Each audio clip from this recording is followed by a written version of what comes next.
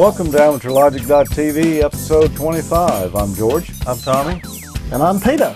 It's been a long time since the last one, but we finally got back. Yeah.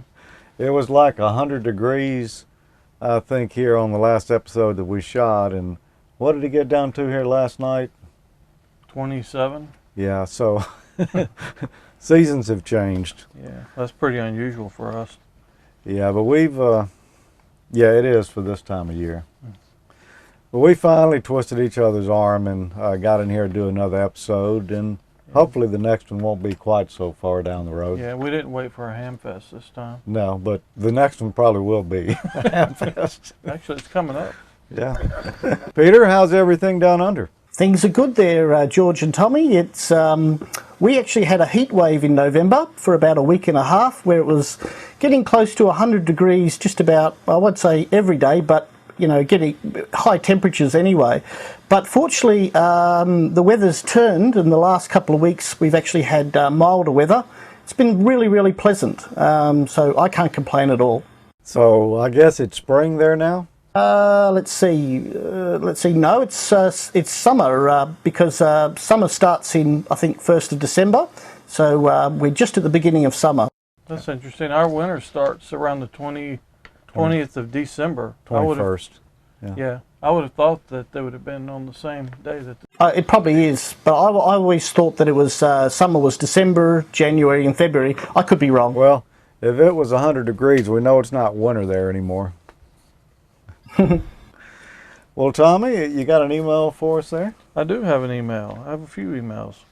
Actually, this one was actually sent to Jimmy, and I guess you notice Jimmy's not here. I guess he's just going to be off and on as he has time to participate. Yeah, we'll drag him back in again at some point. But any of you want to email him and try to encourage him, that's fine. Yeah, okay. Anyway, this one's to Jimmy. It says, I've just finished watching episode 24 and enjoyed it very much. Excuse me, as I have all that I've seen. But seeing you with the guys again is a special treat and makes it seem as if all's right with the world once again. Really nice to see you, Jimmy. Vince, KE7RHB. And yeah, it was nice to have him back participating again. Yeah, it was. And so he's busy, and I'm sure he'll be back again soon. Yeah, I think so. Yeah. I've got an email here from an old friend, Kevin, VK3CKC. And Kevin writes, Hi Peter, long time between drinks. I know that there have only been 2 episodes this year, last one in July. Has it finally ground to a halt or preparing for a new season? Trust you're enjoying life. Well, things have been going well there, Kevin, but you'd understand that we all have family commitments, and it can be a bit of a challenge coming up with new and fresh material as well. So we're taking it at a slightly slower pace, but the good thing is that we're still producing material and building slowly over time a bigger and a bigger library for people to actually access. So I guess we actually did wait for the new season to do another one. Yep. Actually, George, there's something different about this episode that you haven't mentioned. It seems wider in some way. Well, yeah, it is. I dropped my camera, and it hadn't been the same since. No, it is. We're shooting in widescreen now. Some of it's standard def. That's all I've got. But Tommy and Peter, I guess, are using high-def cameras now, huh? Yeah. Yeah, so we welcome comments as to whether people find that better or prefer us to go back to the old version maybe, I don't know. But look, I must admit, this is the first time I've shot in high def, and I found that you get a completely different feel to the video that you actually shoot with it. Yeah, we'll have to see how this one turns out. It hasn't gone through the editing process yet, but hopefully it'll survive. Yeah, I think it'd be good. It's more a natural format to watch. Yeah, it is. And instead of kind of square. I've got an email here from Russ in the Mile High City. I guess that's Denver. Yeah. And he says, first off, let me say it's a great show. I really enjoyed the Cantenna episode the most. I'd like to see more from the bench segments. And Russ, there'll be one in this episode. It's kind of a long story how I got into it, but my good PC died. And I got a wild hair, and I bought a Macintosh. Shame. So, you know, I do a lot of photography and video stuff, and I decided to give it a try, and I really like it, but I've missed a lot of my ham radio programs that I was used to on there. And one of them, the main one actually, is, Echolink. Yeah. And so I did find an alternative. Well, I've really been enjoying my new Mac computers for doing my photography and video projects, but some of the main things I've missed about the transition is my amateur radio applications. Probably the number one I think I miss is Echolink. I got pretty accustomed to using it when I lived up in Missouri, and keeping in touch with George and Jimmy and the guys. And anyway, I kind of wanted to do a little research to see if I couldn't get it to run on here. Ran across a program called Echo Mac, which is a Mac clone for Echolink. It doesn't have quite the functionality of the native Windows-based one, but it's a nice little program. Let's go through and let's download it and see if we can make a contact. It's you can download it from SourceForge, echomac.sourceforge.net. It's a short download. It's only about 700K. After you get the image downloaded, the operating system will automatically mount it as a drive. So just drag your Echo Mac app over to your applications folder, and it's ready to use. I already had the application installed on here, so my settings actually may be in. We'll go to our preferences and take a look. Yep. Call sign's still there. My password is still there. To use Echo Mac, you're going to need a valid amateur radio license, of course, and a valid Echolink account. You can go to the Echolink website and create that if you don't already have one. So use your Echolink, your call sign, your Echolink password, fill in your name and so forth. Servers are okay by default, and you may want to put a little something about your station info, where it is or something. Let's just try and see if we can make a quick contact. Let's go into online mode. You'll see that we show all of the nodes that are on all over the world. Actually, there's some from Mexico, Japan. So we'll want to filter that down. This program doesn't have quite the options that the Windows one has. You cannot run in a sysop mode. You can't have a link or a repeater node on here. I wish they would add that at some point, but in the current state, it's not there. Let's see if our friend George is online.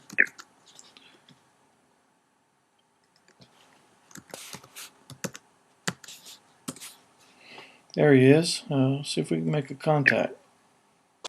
Well, it looks like we're connected with George. We can see his station info over here on the right. W5JDX, M5ZNO. M5ZNO, W5JDX Mobile. Hey, I'm doing a quick demo here for the show, and just wanted to show that the Echo Mac program worked properly, and just make a quick contact. Everything sound okay? Yeah, sounds fine here. So you're on a Macintosh using Echolink, huh? Yeah, who would have ever figured? That's probably after switching over to doing the Mac for my photography stuff, this is probably the biggest ham radio application that I missed. So it's good to know that there's an alternative out there. Yeah, maybe we'll get some of those Mac users on Echolink now. That would be good. And of course, I'm not on a computer. I'm on a mobile rig now. Roger. Well, I won't keep you. I'm going to try to finish up here, and just wanted to try this thing out. I'll probably catch you on there a little bit later on. Appreciate the quick contact. M5ZNO. Okay, Tommy. Looking forward to getting that episode 25 out here real soon. 73 N5ZNO W5JDX Mobile. Okay, so you can see it works. We'll disconnect and take a quick look around. There's not much to see. To transmit, just hold down the command button and hit return or hit enter. You can also do station-to-station chat if someone happens to be sitting at the computer and you connect it to another computer. Again, there's not much to it. It's pretty simple, but it does work quite well. You Mac users, give it a try and hope you like it. Let me know what you think. If you have any other Mac amateur radio software that you're using, I might be interested in trying out, drop me an email, Tommy at AmateurLogic.TV. That was really interesting, Tommy, and I'm really glad to see that they have that for the Mac now. Yeah, I've done some looking, and there's some other Mac ham radio apps out too. We'll probably cover in the future.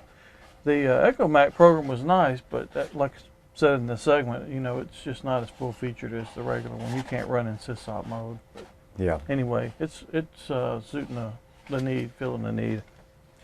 Yeah, it really does. Well, I've got another email here. I've got one from Bill, WD9CVP. It says, I heard you talking about beacons in episode 24. I run a 10-meter beacon 24/7 on 28.242.5 here in Elgin, Illinois, near Chicago. I was thinking it would make an interesting show if you show people how how easy it is to put a beacon on the air. All you need is a keyer, HF rig, and coordination by the IAUR Region 2 Coordinator, Bill, W5JO. Why not put one on yourself? Just email Bill and he'll set you up with a frequency. Watch how many reports you get when the band's open. And he gives us a link here. And you should see it right there. That'd be a good project for Jim. Yeah. Oh yeah, that's got Jim's name written all over it. Yeah. Peter, what's your next email?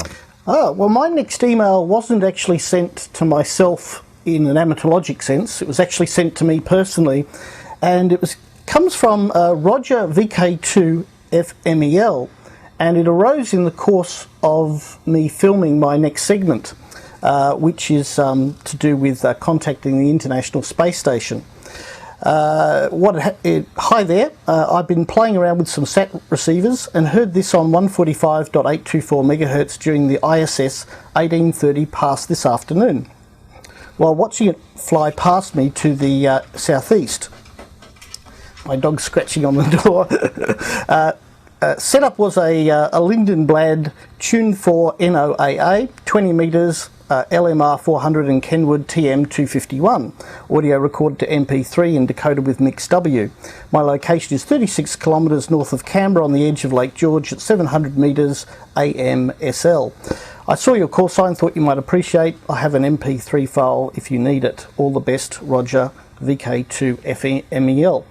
Well, I've written back to Roger and told him about AmateurLogic, so thanks very much for the email, Roger. Roger's also provided a text, he's captured all the text of all the packets going back and forward from the International Space Station as I was trying to contact it. And that's actually a good lead-in to my next segment and my first segment in HD. It's sort of a bit inspired by a well-known TV program as well, but I'll say no more. Enjoy. Hi everyone, I've got a letter here from Jeremy in London, England. Dear Peter, George, Tommy and Jimmy, my friends and I enjoy watching AmateurLogic very much. We do a spot of TV production ourselves, so we know how hard it can be. We do, however, feel that there is something missing in your program, and we would like to help you out in this regard. We feel that you need an amateur radio challenge. Accordingly, we've had a brainstorming session and come up with a suitable challenge for you should you be brave enough to take it up. Please find enclosed challenge. Jeremy, London, England. Have a look here. Amateur radio challenge. You must, using a budget of less than $200, build a ground station capable of communicating with the International Space Station on amateur radio frequencies using packet radio. To do this, you must show how you can utilise your sound card as a modem. You may use your existing computer and any antennas you have, but you will need to get a suitable radio. Proof of success will be found by successfully uploading an email message to the ISS bulletin board capable of being downloaded and read anywhere in the world. To make the challenge even harder, you must simultaneously utilise the ISS to input your location into the Worldwide Amateur Packet Reporting System network. That's not all, however. In a recent TV show, it was proven that the Toyota Hilux is completely unbreakable. In the course of this challenge, you must use and demonstrate a two-way radio worthy of being installed inside a Toyota Hilux. As you know, packet radio is the most dangerous mode utilised in amateur radio today. Every moment you will face the real and omnipresent danger of packet collisions. However, as you are Australian, you fear no danger, so we have every confidence you will successfully complete this challenge. Her Majesty will be watching. Do it for the Empire. Good luck. Well, with a challenge like that, how can I refuse? Okay, here's the radio I've purchased for this project. It's a Philips FM 900, which I picked up for $100. It has 99 channels, and some models operate on VHF, others on UHF.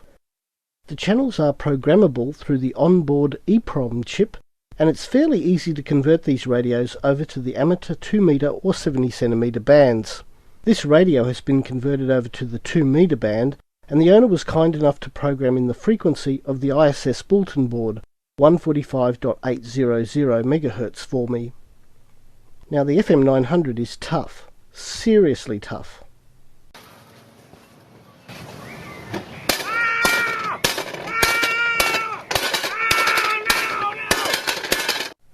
Still not convinced? Well, let me introduce a guest who's going to demonstrate just how tough the FM 900 is.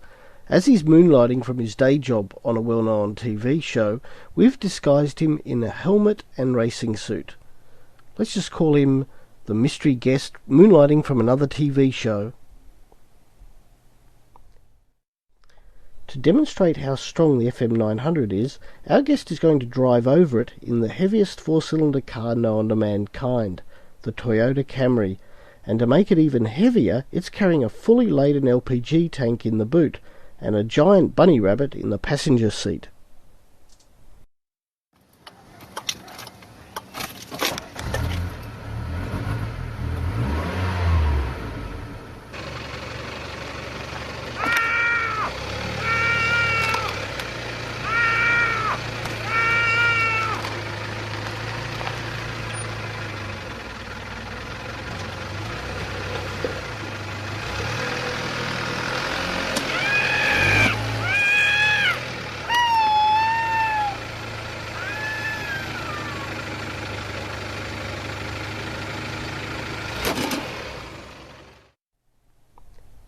The next bit of hardware is a simple interface to drive the push-to-talk line on the radio.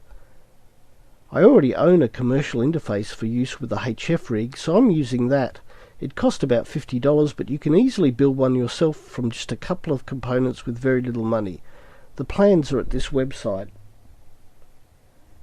The antenna I'll use is a vertically polarized 5-element 2-meter beam.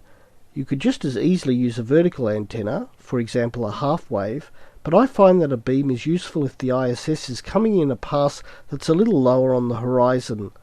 The ISS passes will pass over you several times a day at varying angles. Now to software. I'm going to be using 4 programs simultaneously. The first is AGWPE. It's a memory-resident program running in the background that turns your sound card into a terminal node controller. This will allow a variety of programs to use the sound card exactly as if it was a TNC. One such program is UIView. UIView does 2 things. It can send out a packet of information containing your latitude and longitude for use on the automatic packet reporting system. Also, it can listen to various APRS packets being sent by other stations and plot their longitude and latitude on a map. This way you can see all the stations in your local area. Some people use this system for tracking cars, cyclists and other moving objects. For general packet radio use, I'll be using WinPack. It's just like using a text-only dial-up bulletin board, except most of the commands are just single-letter commands. You can find a full list of ISS bulletin board commands on the internet. The final piece of software which I will run on my second computer is a satellite tracking program. I use Satscape, but there are many similar programs out there that do much the same job. Satscape will plot the ISS in real time and also will calculate when the next passes over your location will be. Also, www.issfanclub.com has been running for years and includes a wealth of information about how to contact the ISS on voice or packet. It's free to join and includes a forum where you can ask questions. Now, the ISS will be travelling at about 7 kilometres a second. That's considerably faster than a Volkswagen Beetle and almost as fast as a Bugatti Veyron. I'm now looking at Satscape, and there is the ISS approaching Australia. It's going to pass over Victoria and then continue on to the south of New Zealand. I'll have about 10 minutes in which to upload my message. The ring around the ISS is the range of the transmitter. When that gets to Melbourne, that's when I should start transmitting. At the top of the screen you'll see several packets of information that have been sent.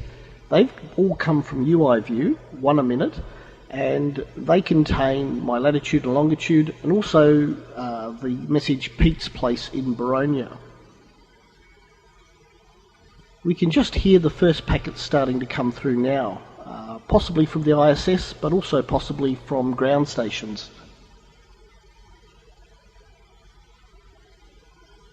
When the signals, or rather the packets, get strong enough, they'll start to appear on the screen. Now I'll hit F2, which I pre-programmed to connect me to the bulletin board. There we go.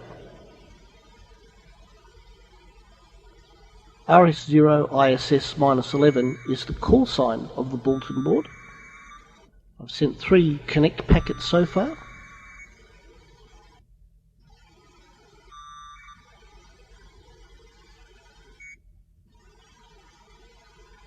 And I'm now connected. Now I've hit my F3 key, and that's programmed to send the message W all, which means write a message to everybody. In other words, I'm uploading a message. The few lines you see underneath that are the automated response message from the ISS bulletin board. It sends that whenever you connect. But you'll see, please read my test message and reply. I've just hit another function key to upload that line, and that's actually the subject line of my message. Now I've hit yet another function key, which is the message itself, and that should appear when it gets uploaded in just a second.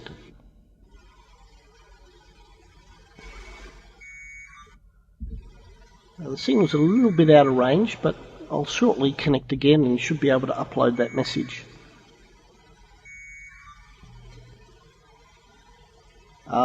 Now that was heard.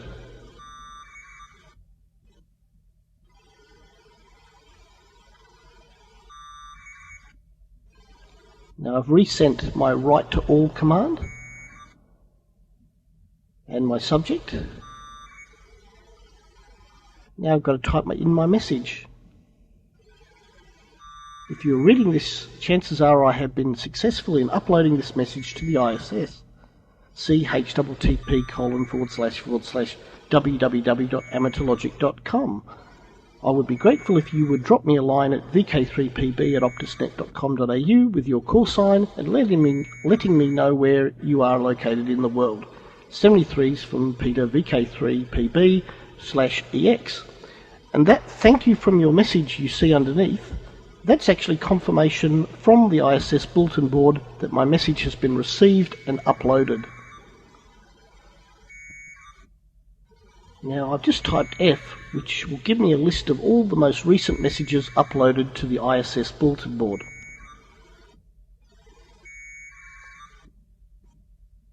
And you can see at the top of the list there, the most recent message, which is my own, please read my test message.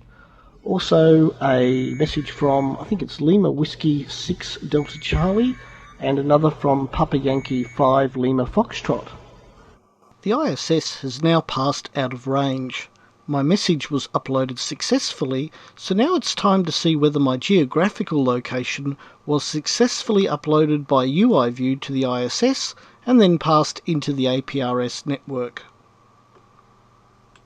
To see whether I've been heard by the ISS, I'm visiting www.ariss.net. APRS stations heard are graphically displayed on a Google Earth type of map. And lo and behold, there I am, VK3PB. If I click on my call sign, up will come a map showing my geographical location. All that's left to do now is to ride away to the USA and get a QSL card to confirm that I contacted the ISS using packet radio. These cards were obtained to confirm reception of slow scan TV from the ISS, but the same cards are sent to confirm voice and packet contacts. Well, Peter, I can tell you really put a lot of time and effort into that segment, and it looked great. Yeah. Well, thanks for the comments there, George and Tommy. It cost a little bit to make as well, but it was a lot of fun.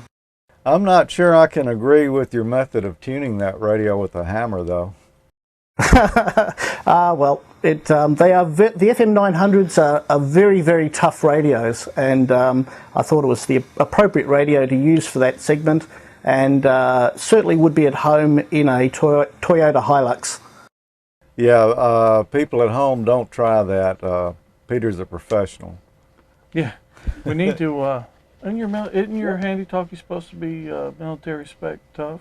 We can try it out. No, I don't think we can. Well, that was great, Peter, and the format you used there looked vaguely familiar to me, something I've seen somewhere before, maybe BBC or something like that. Very possibly there, George, very possibly. And our special guest, of course, who is he, I wonder? Yeah. Well, I've got an email here from, who is this from? From Pete, VE2XPL, up in the frozen north, I guess, this time of year. And Pete wrote to say, Dear AmateurLogic.TV, let me start by saying I've been listening to AmateurLogic since I discovered it in the spring of '09. I started with episode 1 and now I'm up to episode 13. Having 2 young children prevents me from catching up too quickly, and I have really enjoyed every episode so far and continue to watch them. I'd like to introduce you to an organization which I am affiliated. Perhaps you already know of it. South Cars, the South Coast Amateur Radio Service, is a community of ham radio enthusiasts based in southern Florida. Its membership exceeds 9,000 worldwide and has been around for over 40 years and hosts 2 nets daily on HF at 8 a.m. and 12 p.m. Eastern Time on 7.251 megahertz. And yes, Pete, I am familiar with South Cars. As a matter of fact, I'm a member. I don't check in that often because I'm usually working that time of day, but occasionally I do make it in there. Anyway, he said of special interest to the AmateurLogic community, maybe on Fridays at 0:30 Zulu, the thematic net on South Cars TNT Open Forum, where different technical topics will be discussed by an expert in the field and then discussed in an open forum session. And I believe that is going to be on the digital VoIP branch of South Cars, which is at www.voip.southcars.com. You can find out more information about it there. And you know, earlier email I read, a guy said that he really enjoyed the From the Bench segments, and recently I had to make a cable here at the shop, and I wanted to share what I thought was a neat trick in that.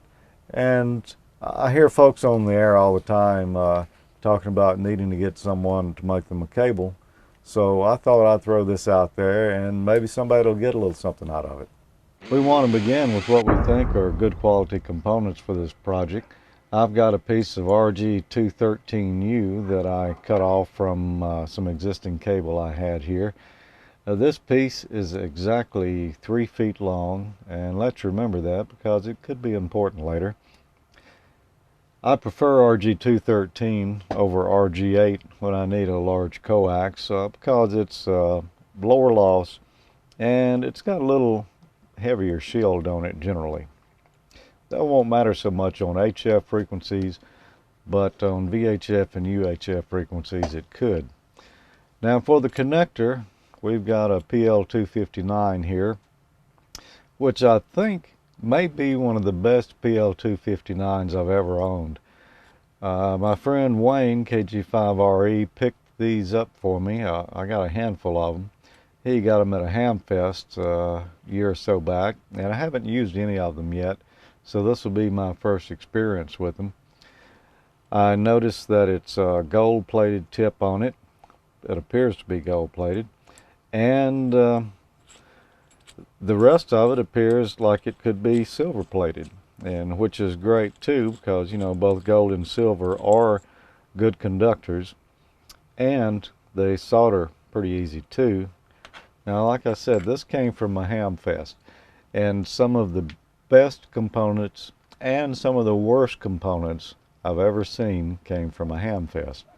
So we'll know more about this one as we get started. I'll hold the connector up beside the cable here, and I want to have just a little bit extra sticking out the end just in case.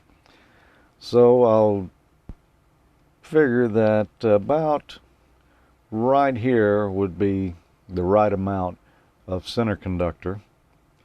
So I'll put a mark on my cable there.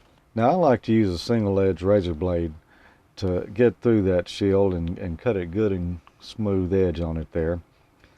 If you're going to use one of these though, be careful, and you only want to use enough pressure just to cut through the shield and not all the way through to the center conductor.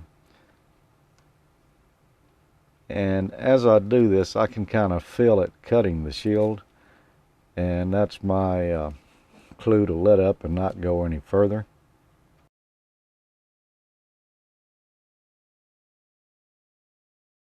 I'm going to go to a pocket knife, and we'll just right above the shield there, we'll cut it back, and there again, being careful on how much pressure we use, because we don't want to nick the center conductor, because that'll make it weak. I'll give it a little twist here. We'll estimate that we'll need about this much of the shield exposed. So we'll take our pocket knife again, and we'll be real careful this time because we don't want to break that shield. And as small as the conductors are in it, it would be real easy to break. There we go. Let's compare it against our connector again. Looks like we should be in good shape. Now to solder a PL259, we're going to need some pretty serious heat. Not enough to burn up the cable and the connector. In a lot of cases, a pencil soldering iron won't be strong enough for this. I'm going to use my trusty old Weller WLC 100 soldering station here, which does get hot enough. And I'm going to change out this smaller tip and put a larger one in there so that it'll transfer the heat better. Now this has been on for a while and it's hot, so I'm going to be careful not to burn myself.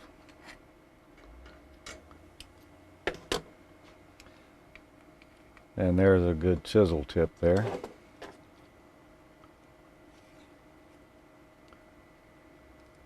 Although I'm using solder that has flux in it already, and I'm using an electrical grade solder, not acid core, since that'll just destroy the connection later. I'm a firm believer though in soldering paste, and I've got a little box here of Castor rosin soldering paste.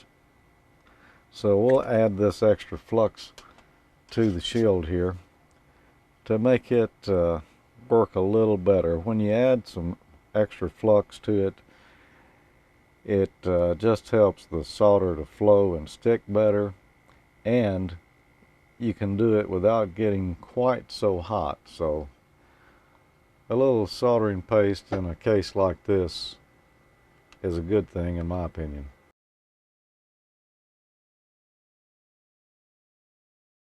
Now this is the trick that I like. We want to tin this whole shield rather than just sliding the shield up in the connector here like it is loose here, which is just going to bunch up and get all tangled up inside of here. We'll go ahead and tin this and make it a good flat solid piece there. Then when we go to put the solder in the holes here, the process will go much quicker and we won't have to get this connector as hot. We'll start by heating up the shield, and then we'll apply the solder right to the shield, not so much to the iron. And as you can see with that paste on there, it immediately starts to flow. Now this shield's got to be good and clean. If it's corroded or tarnished, you're not going to get the solder to flow on it like you want. The braid, or the shield, whatever you want to call it, has been tinned all the way around. You see there's still some excess flux on there. We'll take a rag and some denatured alcohol and clean that excess flux off of there because it's not needed now. We'll take our blade now and go back and cut off this extra center insulation here so that it ends about the same place that the shield stops. Now let's put a little flux on this center conductor and let's tin it as well, because everything that's tinned in advance is just going to make this go quicker. Let's take that denatured alcohol and paper towel here and clean some of that off. Now we want to look here to be sure that there's no solder bridges between the shield and the center conductor and that everything looks good and clean there. Let's look at our distances again here on the PL259. And that looks about right to me. Since this, we believe, is a silver plated connector, it's probably going to solder pretty easy. But there's a lot of connectors out there that won't solder so well, especially the ones that you get at Radio Shack. And it kind of helps if you take a drill bit and put it in the holes, twist it around, and just kind of get us down to some good clean bare metal. If you notice here, it's not wanting to go down. That's because the shield here with the solder on it is a little bit fat to go down inside the hole. This is an old set of crimpers that I bought at an auto parts store years ago, and it's just the right size for crimping around this coax and getting this down good and round again.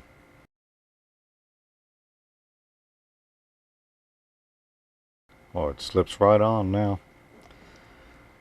And so at this point what we need to do is just screw the connector on down onto the outer jacket here until we can see our tinned shield through the holes here, and we're ready to solder to it. And we've also got to make sure that the center conductor comes out the tip.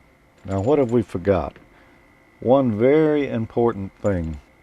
Slide it down, making sure that we've got the right side going toward the connector. If this were a cheaper connector, there's a possibility I would have tinned around all these holes with some solder before we ever started to make sure that you know, we could get the heat to it quick and wouldn't burn up the connector.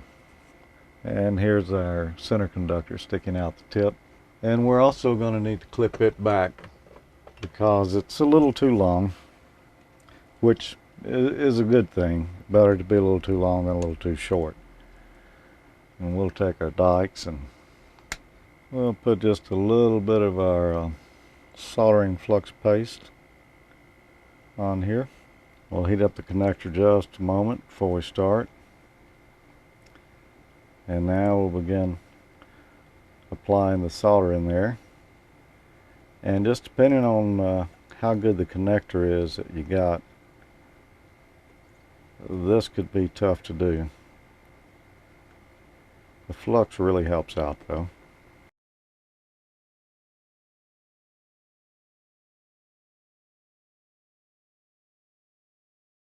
We've got the shield firmly soldered all the way around, and since we had tinned the shield in advance, that's a really strong connection there now. That probably won't ever come loose under normal conditions.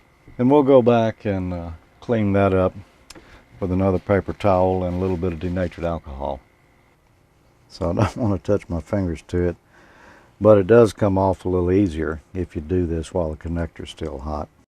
All 4 holes look like they're soldered well. So all that left now to be done is to solder our tip. Once again, we'll just put a little bit of flux on there. Now this is a nice gold-plated tip, so I'm going to try not to get a lot of solder on the outside of it, just get it to flow down inside. And that's a good idea anyway, because if you get a lot of solder around the outside, it's just going to make the pin too big to go in a lot of the equipment that you want to plug it into. Now, capillary action will cause that solder to be sucked up in the hole, so we won't really have to force it in there. Looks like we did it, and it looks like this was a good connector because the solder took to it real well, stuck good.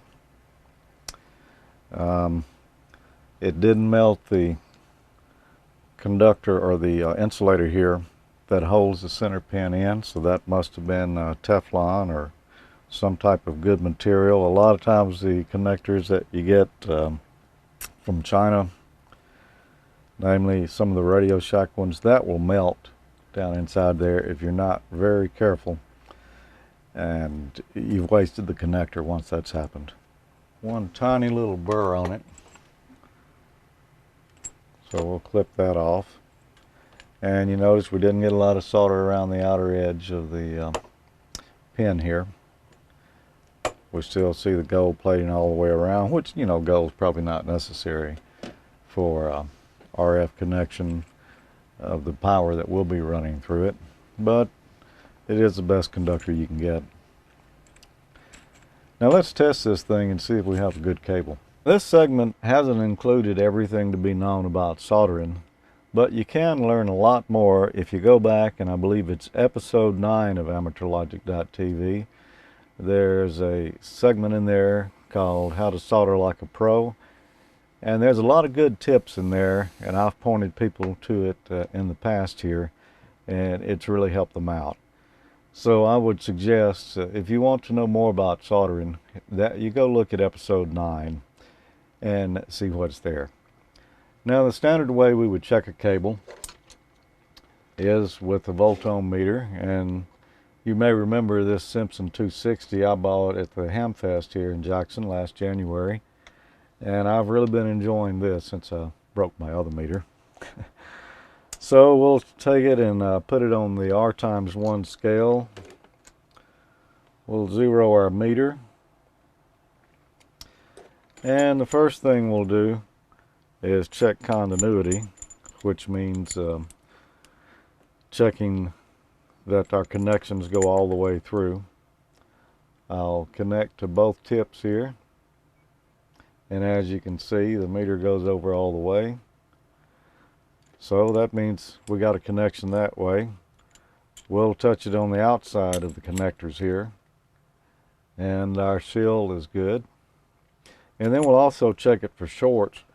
We'll measure from the outside of the connector to one of the tips, and we don't read anything, and that's what you'd want. Now we'll take this a step further.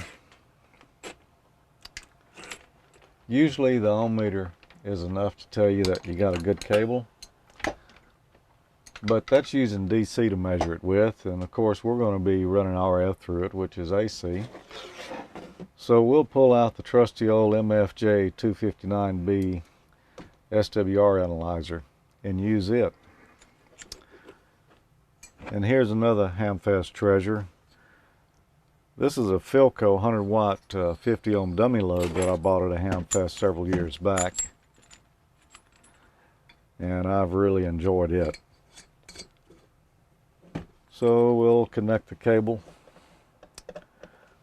from the analyzer into the dummy load, and we'll take a look at it.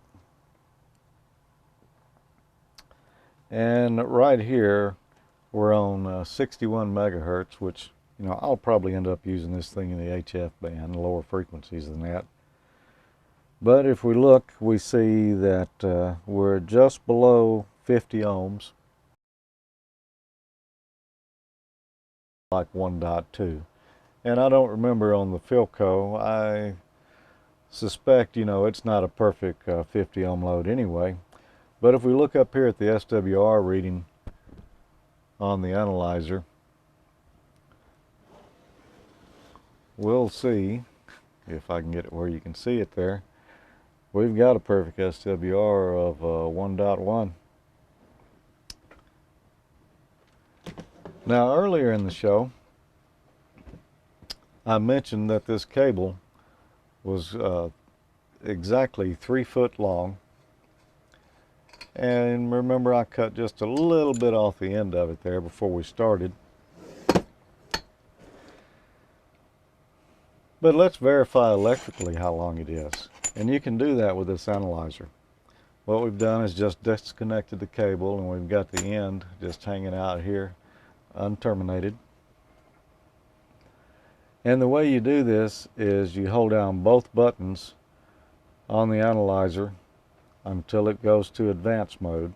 Hit the mode button until we get to distance to fault in feet. Now, that'll also tell you if there's a bad spot in the cable and how far it is to it, but since the end of the cable is unterminated, that would be considered the fault. So what we do now, and let me zoom in here a little bit where you can maybe see what's going on with it.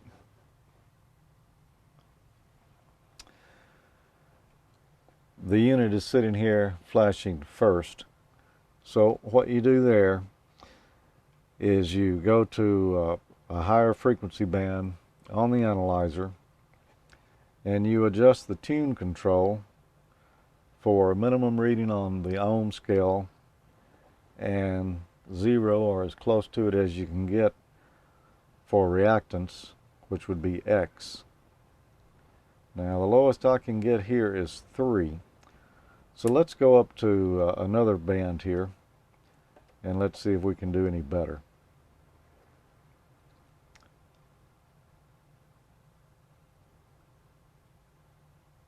There we go. The lowest we can get is 1, and we can get almost nulled out here on the meter.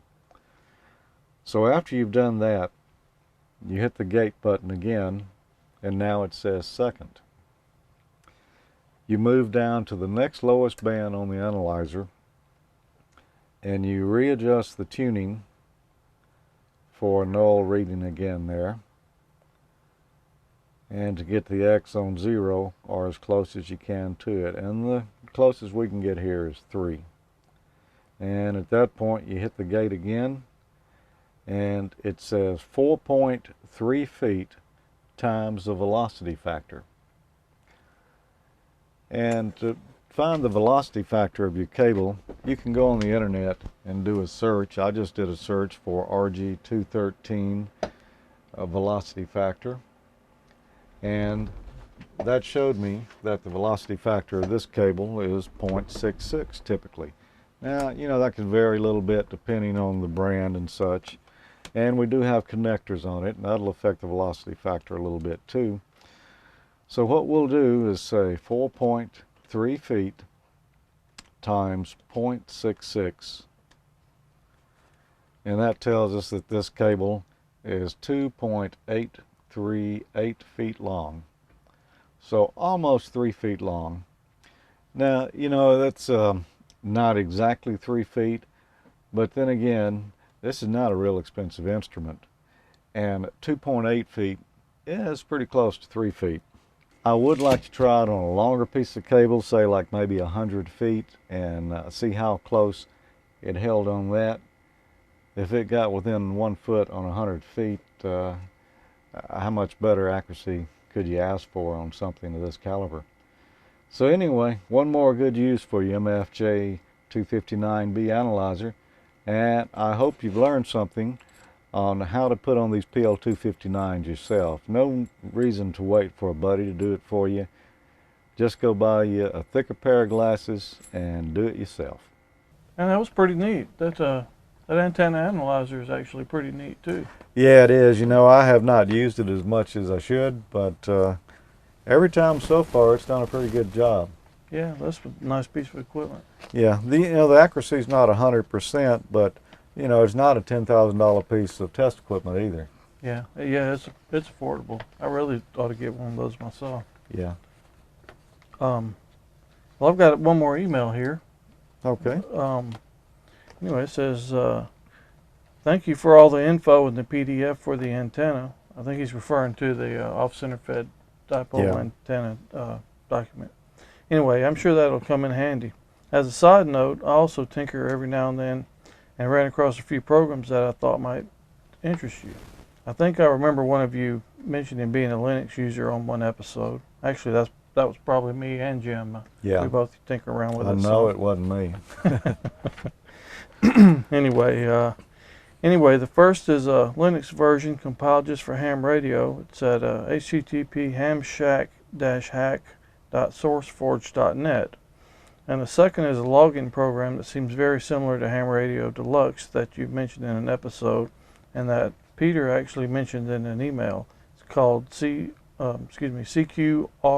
log at www.cqrlog.com. Okay, enough of that. I won't waste any more of your time. It's not a waste of time. We enjoy getting emails. But anyway, thank you again for all the info, and I look forward to the next installment of your great show, Jim. And he doesn't have his call sign on here, but anyway, appreciate the email, Jim. Yeah, thanks, Jim. Peter, have you got one more there? Yeah, I got one final one there, George. It's from Tim, Victor Echo 4 Alpha Alpha Charlie. Hi Peter, just watched the latest segment with great excitement as I saw that the mechanical TV segment listed in the synopsis, and I enjoyed the demonstration. I had some familiarity with the technology as I found an interesting website a few months back that has an excellent write-up on the early BBC broadcasts and lots of links to images that were actually used. The site is, and George will put that up on the screen, it's at users.telenet.be. Also, there's a very good recreation of the first play available at, and there's another website there, www.tvdawn.com, which gives you an idea of the quality that could be achieved at the time. I thought you may wish to see it or link to it from the AmateurLogic website. Well, thanks, Tim, for that. The mechanical TV is a fascinating technology, and even today, it's amazing what you can actually achieve with a limited bandwidth. Yeah, it really is. And I went back last night and watched that episode, Peter, and still I'm amazed at the quality that you got with just so few lines. There is actually how do I put this, like a digital version of that technology available. I forget the name of it, but I have seen software that will actually take a picture, or not a picture, but rather a video from a webcam and actually transmit it over a HF channel. It's a very low resolution, but it's quite an interesting bit of software to play with, and you just the software at the other end just reassembles it into a video, just like Skype video. Oh, one of us may have to play with that for a future segment. Yeah, it sounds pretty neat. Yeah. Well, I don't have any more emails myself, but I've got one piece of information I got off the ARRL website here. Well, I guess it was back in August. On August the 7th, MFJ Enterprises announced that they had purchased Cushcraft amateur radio antenna products, the line that's based in Missouri from Laird Technologies, and that was effective July 31st. According to MFJ and Cushcraft, makers of the HF, VHF, and UHF vertical beams and Yagi antennas for the amateur radio community, said they'll continue to manufacture in Manchester, New Hampshire, and they're excited about the acquisition by Mr. Martin Jew and the MFJ Enterprises. And that's probably a good move, because if that had not happened, we may not have Cushcraft anymore. Yeah, that's true. And probably several other companies like Ameritron, High Gain, Vectronics, Mirage. These are all companies that MFJ has acquired over the years, and as a result, those products are still in the ham radio community. Yeah, that's a good thing. Yeah, very good thing. Well, I believe that's probably it for this episode, unless we've got something else we want to discuss. I've got one thing I did earlier today. You remember about, I don't know, it's been over a year ago now, you and I went and got our VE accreditation papers. Yeah. I finally used mine for the first time today. I sat in and I'll say helped. They let me help. Yeah. We administered tests to, I believe it was 4 technicians and 2 extra tests, and everyone passed. Oh, that's great. Yeah. Yeah, I got an invite That's to come great. help with that too, but unfortunately I had something else I had a commitment for, but I hope to get to one of those soon. Yeah, there'll be one at the Hamfest coming up at the end of January. Oh, that's right. That's Yeah. right. I need to see if I can help out with that one. I'm sure they'll be glad to see you. Oh yeah, and just George, quickly, you may not realise this, but yesterday, December the 5th was, well, at least here, or probably still December the 5th over your way, was Sinterklaas, which is a big Dutch tradition. It's like a Dutch Christmas, basically. So I just want to wish all our Netherlands viewers a happy Sinterklaas. I went and looked him up and on the internet, and I was surprised to see that Santa Claus looked so much like the Pope. Oh, well, he's actually a bishop. He's actually a bishop, and in fact, the original Santa Claus, which is Saint Nicholas, I believe, was actually, of all things, a Turkish bishop. That back in, I don't know, 4th or 6th century, a long time ago. So yeah, he is distinct from Santa Claus, but there are similarities, and I think you'll find that the tradition of Santa Claus, you can trace its roots back to the Dutch immigrants coming to America. We've enjoyed it, and we'll look forward to seeing y'all again in the next episode. In the meantime, to everybody, Merry Christmas. Yeah, have a Merry Christmas. Happy Hanukkah, and all Yep. the other traditions. And ditto from Australia as well. See you next time. Bye-bye. Bye-bye.